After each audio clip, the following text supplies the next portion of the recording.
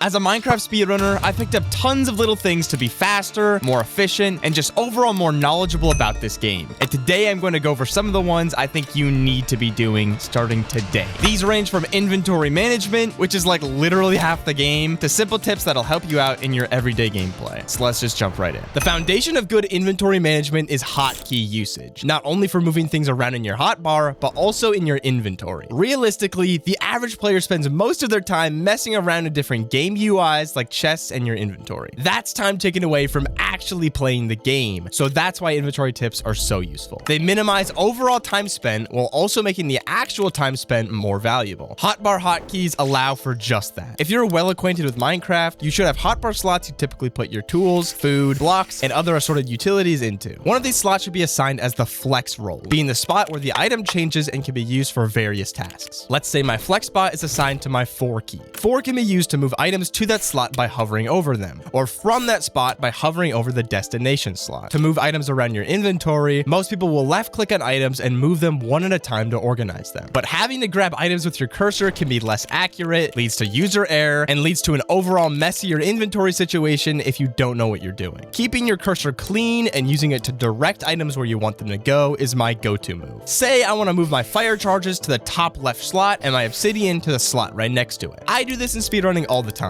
And to do it, I move my cursor to the fire charges, hit 4, move my cursor to the target slot, and hit 4 again. It's just that simple, no clicking needed at all. Now to move the obsidian, just repeat by hitting 4 on the obsidian and then the target slot. This is just one of the many inventory tips I'll cover here, but next, let's jump over to some more gameplay-oriented tricks. If you're looking to drop down from a high ledge, there's many ways to do that, with some being quicker or more consistent than others. You could boat, water bucket, pearl, or use any of the many ways to clutch in the game. But what if you don't have any of them? You should then look to place blocks below you and slowly make your way down a wall. But what if you got no clutches and no wall to go down? Now you've got to get creative, and your next best plan of action is to drop gravity blocks beneath you. By placing them and letting them fall, you can slowly create an artificial wall that you can climb down or even just walk down one pillar at a time. Hitboxes are one of the most underrated F3 features Minecraft offers, being not just a great visualizer of an entity's bounds, but also a great eye catcher when running around. By pressing F3 and B, you can turn on these hitboxes, and by turning them on and off rapidly, they make for a great indicator for where mobs are at. Say you're running in a field looking for a pack of sheep. On their own, they're pretty noticeable compared to the terrain, but by flashing hitboxes, they become beacons that can be spotted even easier than normal. Hitboxes are also great when fighting mobs, so you can see what to aim at, and for picking up items off the ground, allowing you to not miss any. Moving items and crafting things in your inventory is very common, but if you've got places to be and items to move, it can be annoying to stop and deal with the items and then run. To combat this problem, speedrunners try their best to craft and move items in between sprint jumps. Say I want to run towards this village house, but I also want to craft these hay bales into wheat. I could just stop, craft the wheat, and start running. But if you're fast enough with your mouse, you can sprint jump, open your inventory, hotkey, shift click the craft, and exit your inventory in between sprint jumps. It takes time to build the muscle memory to pull this off, but once you can do it, you'll never want to go back. On the topic of crafting items, there are a ton of useful overlaps you can learn to make it much easier. Crafting overlaps are when you place multiple items in certain slots in the crafting table to create unique items one after another without having to move any of them. It's best to see a few examples. Tools are the #1 craft you can do this with, since most of them require sticks and materials on top in some orientation to make. With this orientation, you can make a pick and shovel with 2 clicks. Here you can make an axe and shovel, and if you add one more of the material to the top right slot and a couple more sticks, you can either make a pick, hoe, and shovel, or an axe, hoe, and shovel. You can do the same with armor as well by making leggings, a helmet, and boots like this. You can make a bow and sticks at the same time like this, and with perhaps the most common craft for speedrunners on this list, you can make a crafting table and 8 sticks like this. By pressing left and right click at the same time when shifting, you can perform a double craft, where it makes both of the overlapped items. Sometimes it appears like it didn't craft both, but if you exit the UI, the second item will appear in your inventory. I think it's time for a quick tip lightning round. When crafting items and your cursor is empty, you can hit a hotkey to send that item there. You could get an empty cursor by leaving the leftover items in one of the craft slots, and speedrunners typically hit their offhand key for the final craft, especially when it's a boat by the ocean. Pick block is a basic hotbar mechanic that tons of people use regularly, but I don't think enough people realize how good it actually is. By pressing your mouse's scroll wheel, Minecraft tries to bring whatever block you're looking at into your hotbar. Speedrunners use this on nether bricks in the fortress, on beds when performing a 0 or 1 cycle, and anytime they want more blocks without opening their inventory. For everyday use, it's great for when you're building, since you don't need to assign multiple slots to the same block. You can have multiple different building blocks in your hotbar and refill specific ones when needed with pick block. Hitting the tab key has a couple great uses when it comes to the UI of Minecraft. What it does is it selects the clickable buttons on the screen, rather than the alternative of hovering your mouse over it. Once the button is selected with tab, you can then either hit tab again to cycle through the buttons, or the space bar to select the highlighted button. This is the ultimate way to navigate all game UIs without your mouse. In game, this is useful for opening and closing your recipe book, and some top speedrunners even use this tech while crafting to remove the need to move your cursor over to the crafting output. By closing the book with tab and space and centering your cursor in the crafting grid, the inventory shifts over perfectly so you don't have to slide your mouse over. In the main menu, speedrunners will use it to quickly make a fresh world by clicking create new world, pressing tab once and space twice, and then clicking create new world again. This minimizes the mouse movement and accuracy you need to have, and if you do it enough, you can create worlds super quickly. Did you know stone, copper, iron, and diamond axes all do the same amount of damage? The only differences between them are the attack speed, mining speed, durability, and enchantability. When it comes to fighting mobs, where you usually want to back up and wait anyways to avoid taking damage, there actually isn't a major difference in the fights, especially if you use the alternating sword tech I mentioned in a previous video to deal 10 hearts. Obviously, if you can, upgrade your tools, but just know the axe shouldn't be the first thing you look to upgrade. That designation would probably go to the pickaxe. Early into a Minecraft world, your resources can be limited, especially when it comes to your iron supply. Now, there's plenty of ways to get iron early on, but knowing what to put your early limited supply towards can be super useful. This can be broken down into a list of crafts to do based on the amount of iron you get. For example, let's say you find a shipwreck, loot the iron, go find the corresponding buried treasure, and go loot that chest iron. If you get anywhere from 3 to 14 iron from both of the chests, here's the breakdown of what I would craft. With 3, I'd make a pick. With 4, I'd add a flint and steel. With 5, I'd add a shovel. With 6, I'd swap the shovel and flint and steel for a bucket. With 7, I'd make the flint and steel again. With 8, I'd add the shovel back. With 9, I'd replace the shovel with shears. With 10, I'd swap the shears for an axe. With 11, I'd add back the shovel. With 12, I'd make a shield. With 13, I'd rather have shears than the shield. And with 14 or more, I'd make everything I've listed. If I just loaded into a world, here's the perfect way to get full stone tools as fast as possible. First things first, I'd select any hotbar slot other than the first and punch down 3 logs from a tree. I'd hotkey them into my crafting window, craft them, hotkey the planks into the window, pick them up, right click drag every slot, place 2 more planks in the bottom right slot, place the rest of the planks in the top right slot, and shift left and right click to craft 8 sticks and a crafting table. If there's any visible stone, I'd run towards it next. But if not, I'd place the table and craft a wooden pickaxe like this. Then I'd dig straight down next to the table to mine 3 stone, craft a stone pick like this, and mine 14 more stone. I'd then pillar back up, craft an axe and shovel like this, craft a furnace, exit the table to mine a handful of logs, overlap crafting a bow and sticks, and then finally make a stone sword. In around a minute, you can have everything you need to start exploring a brand new world. Skeletons and other ranged mobs can be quite difficult and dangerous to deal with, especially if you don't have a shield to get close to them. But what if I told you if you stand inside of them, they literally can't shoot you? This is easiest to have happen in a 1x1 hole, since entities like to bump off of each other and skeletons like to strafe and move around. The goal is to try and match their movement perfectly, so the arrow goes straight into the ground rather than you. While inside of them, you could just melee them fine and then go on with your day. This shouldn't be your go-to move, but if you're in a pickle, it's great to know. When you have an inventory full of stuff and you want to craft a specific item, the recipe book can get super cluttered. This is where the search bar can be useful, but typing out every single item name you want can take a bunch of time. When I speedrun, I use key rebinding software to be able to type small letter combos that bring up items I want to craft. While I don't recommend everyone do that for basic gameplay, there are a few useful letter combos you can use to craft certain things. If you hit your open chat key in your inventory, you can start typing in the search bar. By typing RO, you can craft any iron item. By typing OT, you can craft any nuggets you have into ingots. And by typing 2, you can craft pickaxes, swords, and helmets. There's a very, very large world of of search crafting capabilities, and tons more little combos to learn, but I'll leave it there for this video. If you enjoyed this video, consider hitting subscribe to not miss out on any future content. If you want to learn about what it would take to beat a pro speedrunner, click this video right here. As always, thanks for watching. Peace!